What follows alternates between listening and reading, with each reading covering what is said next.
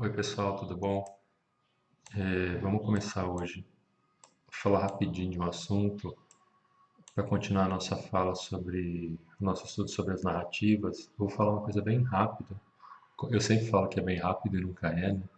Mas vamos ver se eu consigo fazer bem rápido aqui. Para falar sobre as vozes na narração, os discursos que aparecem na narrativa. Então, não necessariamente é só o narrador que fala, e vocês já perceberam isso nos textos que a gente leu da Chapeuzinho, né?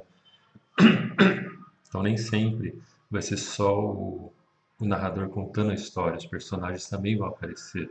E até os objetos aparecem. Quando você ouve uma onomatopeia, o que você ouve é o objeto fazendo barulho dentro do texto, né? Manifestando o barulho dentro do texto. Mas vamos focar aqui nas pessoas que falam. Como sempre, eu estou aqui controlando meu tempo, né? Então vou ficar olhando para baixo de vez em quando. Mas vamos lá.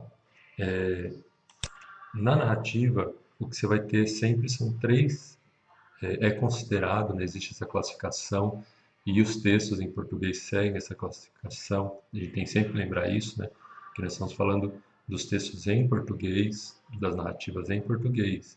Outras culturas com outros tipos de gênero textual podem admitir outros tipos de vozes. Mas então vamos lá. Primeiro que a gente tem é o conhecido discurso direto. O discurso direto é quando a fala do personagem ela é lida ou ouvida diretamente pelo leitor, espectador. Então, a gente tem que lembrar sempre que nós estamos falando aqui de livros ou filmes. Então, então o narrador ele vai dar um espaço para que o personagem fale por si próprio. Quando a gente vai falando de um filme, né, isso é muito mais óbvio, porque só os personagens praticamente falam. Mas quando a gente está falando de um livro, e isso aqui, essa classificação vale muito mais para livros, né?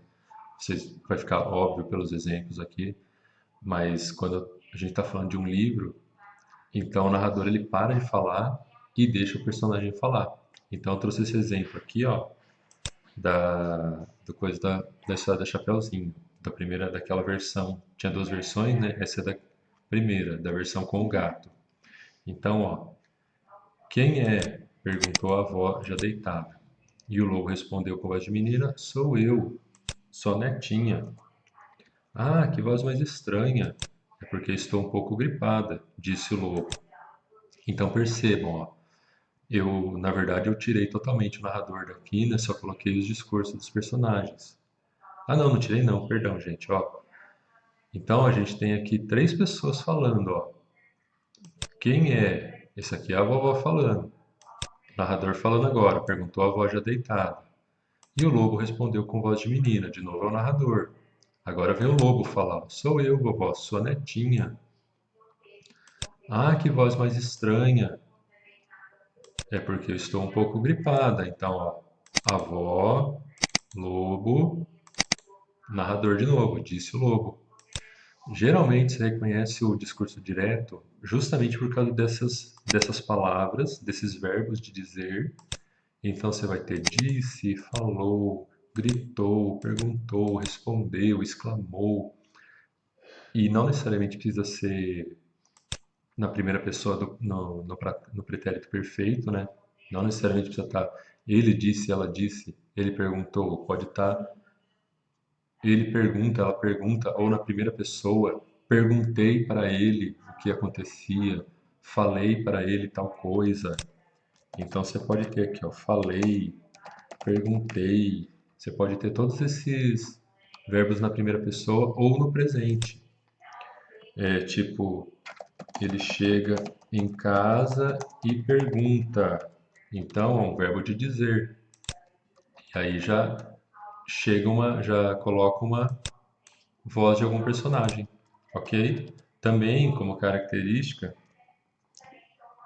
ops, espera aí que eu deixar alto para vocês verem, né? Minha cara deve estar em algum lugar aqui no cantinho. Então, ó, os verbos de dizer. Então, disse, falou, gritou, perguntou, blá blá blá. Também você vai ter dois pontos, né? Travessão, vai ter aspas. Todos esses são características que indicam que está tendo um discurso direto, que é o personagem que está falando. mas nem sempre essa característica aparece. Então, nesse caso aqui, ainda tem as travessões, mas só tem os verbos de dizer, ó, nesse exemplo que eu trouxe, ó. Chapeuzinho abriu a porta e entrou, bem devagar porque não conseguia ver nada. Ok, isso aqui eu até posso deixar num único parágrafo, né? Que escuro que está aqui, vovó. Ó, não tem aqui dizendo, exclamou Chapeuzinho. Não tem. Mas eu sei, dependendo, desculpem, dependendo de como está construído o texto, eu sei que é Chapeuzinho que está falando nesse momento. Mais escuro ainda está o coração do lobo, disse o gato de trás das cortinas. Aí aqui veio o narrador para explicar que era o gato falando. Mas Chapeuzinho não ouviu bem e achou que era algo que sua vovó tinha falado, de novo o narrador. O que você disse, vovó?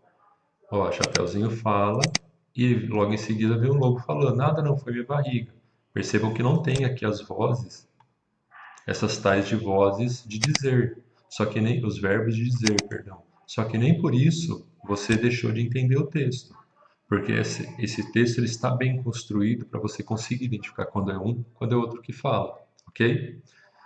Depois a gente tem o discurso indireto, em que o narrador conta o que os personagens dizem. Então o narrador fala no nome dos personagens. Aí eu trago aquele segundo texto que vocês leram, né, como exemplo, ó. Essa jovem recebe um pedido de sua família. Deve cruzar um bosque para levar pão e leite para a avó. Olha só, recebe um pedido de sua família, que poderia estar escrito assim, ó. Sua mãe lhe pede, dois pontos, ou sua mãe lhe diz, dois pontos. Cruze o bosque e leve pão e leite. Mas não, é o narrador que está dizendo qual foi o diálogo entre a mãe, supostamente a mãe, né, que está falando família, e a Chapeuzinho. Outro pedaço, ó. A avó pede que a jovem guarde o leite e o pão e coma a carne que está na cozinha, preparada para ela. Aqui poderia estar escrito: ao ver Chapeuzinho, a avó lhe diz, dois pontos, guarde o leite e o pão e coma a carne que eu preparei para você. Isso seria o discurso direto, mas não, aqui é o discurso indireto. É o narrador que diz o que cada personagem fala e ao mesmo tempo faz. Ou dizer o que a pessoa faz já é uma característica do narrador mesmo. Depois, ó, a Chapeuzinho concorda e a devora com fome, devora a carne, né? Ficando saciada, para depois obedecer a seguinte ordem da velha. Ó, de novo, a gente pode imaginar que aqui que a avó disse a Chapeuzinho: tire a roupa, queima, peça por peça, queime-as no fogo e deite-se comigo, que é o que vem depois aqui, ó.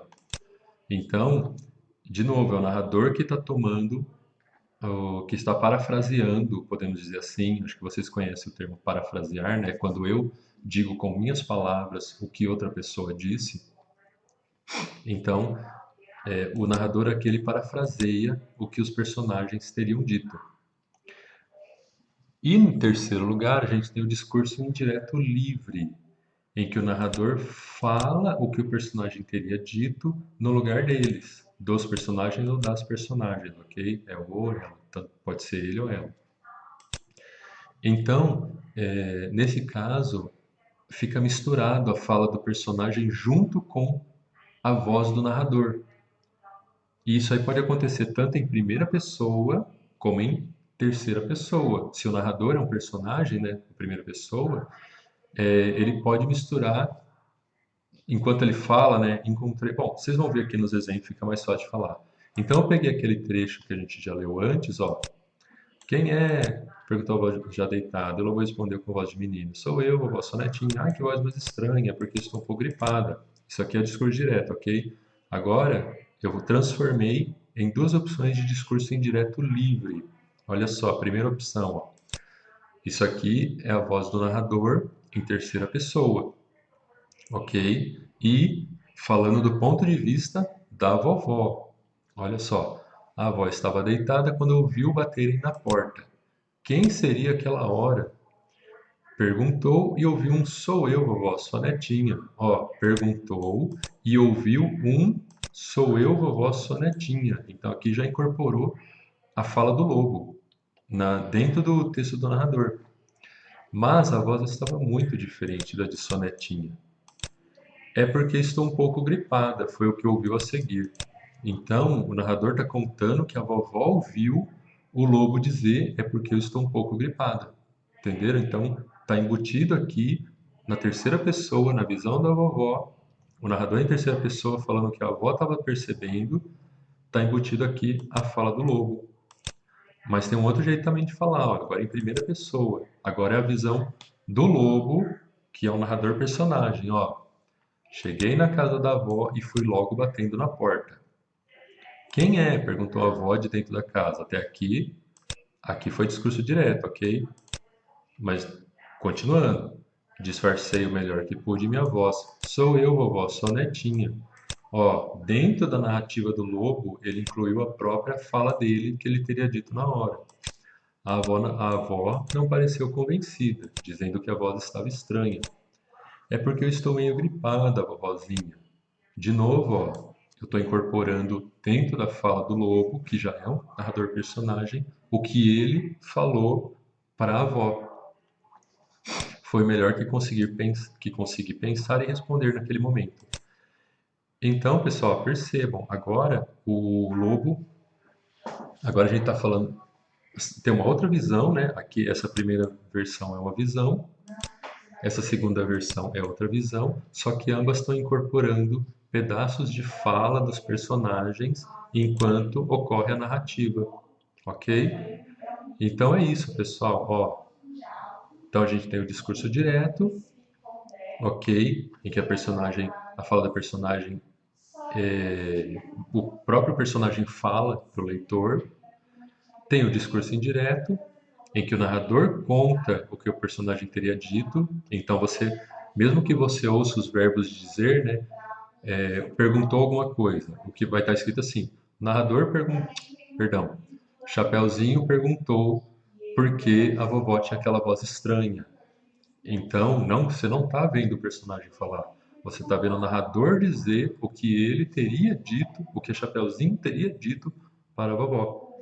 E o discurso indireto livre, em que o narrador incorpora a fala dos personagens na sua própria fala. Então, de novo, o Chapeuzinho estranhou aquela voz do lobo e falou e perguntou porque tinha porque aquela boca enorme. É para te, ah não, já pulei essa. Chapeuzinho estranhou e perguntou por que aqueles olhos enormes. É para te enxergar melhor, respondeu prontamente a vovó. Então, no meio da narrativa, está embutida a fala do lobo, ok? É isso, pessoal. Muito obrigado. E deixa eu desligar aqui. Até mais.